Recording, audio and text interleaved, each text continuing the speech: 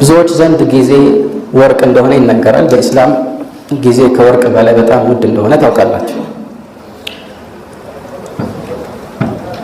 الوقت أنفس ما عنيت بحفظه وأراه أسهل ما عليك يضيع أنت لتطبق የሚገባው ትልቁ ሀብትህ ጊዜ ከመሆኑ ጋር በቀላሉ ደግሞ የምታጠፋው እሱ ሆኖ ነው የሚታየኝ ይላል ገጣሚ። እንዲያውም ብዙዎች ዛሬ ወይም ከዛሬም በፊት እንደሚስተዋለው በተለይ ወጣቶች እስቲ የሆነ ነገር እናድርግ ይላሉ። ምንድነው መነሻው? ጊዜ ለማጥፋት ጊዜ እንግደልበት ይባላል። ምን አጥፍቶ ነው የሚገደለው? ጊዜ ሊጠበቅና በስስት እንዳይባክን ሊያዝና ሊንከባከቡት የሚገባ አንጥራ ሀብት ነበር። እንዲያውም ጊዜ የሁሉ ነገር መሰረት ነው። መልካምም ለመስራት መጥፎም ለመስራት መስኩ ጊዜ ነው። ራስል ማል ወይም ካፒታሉ ጊዜ ነው።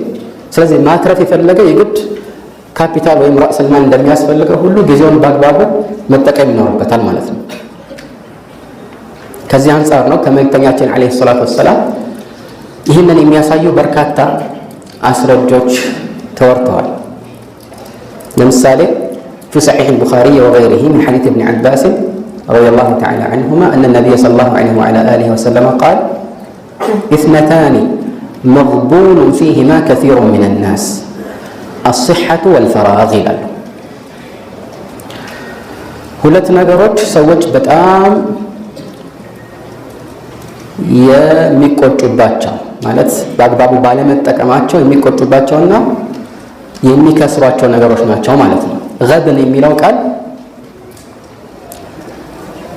ضياع الحظ እንደማለት ነው። አንድ ሰው የሆነን ነገር መጠቀም እየቻለ ሳይጠቀም መቅረቱ ራሱ غبن ነው እንጂ ከዜሮ በታች የወረደ ኪሳራ ብቻ አይደለም።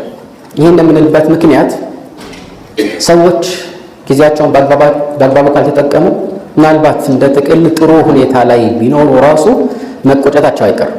ምክንያቱም አንድ ሰው በጊዜው አሁን ከደረሰበት ደረጃ የበለጠ ከፍታ ላይ ለመድረስ መስራትና መልፋት እየቻለ ያንን ባለማድረጉ መቆጨቱ የማይቀር ነገር። የቂያማ ቀን የቁጭት ቀን የሆነው ለዚህ ነው። يوم يجمعكم ليوم الجمع ذلك يوم التغابن ያኔ ሰዎች ለሚሰባሰቡበት የመሰባሰቢያ ቀን ይሰበስባቸዋል አላህ Subhanahu Wa Ta'ala ذلك يوم التغابن ያ ሰዎች እርስ በእርስ የሚቆጫጩበት ወይም ደግሞ አንዱ በሌላው እይታ መሰረት የሚከስርበት ቀን ማለት ነው። ከሃዲ የሆነ ሰው ምናልባት ቢሰራ ኖሮ እኮ ያ አማኝ የደረሰበት ደረጃ ላይ ይደርስ ነበር ብሎ ያስባል። ሌላ አማኝ ደግሞ ከዚህ የበለጠ በለፋ ኖሮ እከሌ የደረሰበት ታላቅ ደረጃ እንጎናጸፍ ነበር ይላል። ያም ሆነ ይህ እነኚህ ሁለት ነገሮችን ሰዎች ይዘናጉባቸዋል ማለት ነው። الوقت أغلى من الياقوت والذهب ونحن نخسره في اللهو واللعب وسوف نسأل عنه عند خالقنا يوم الحساب بذاك الموقف النشب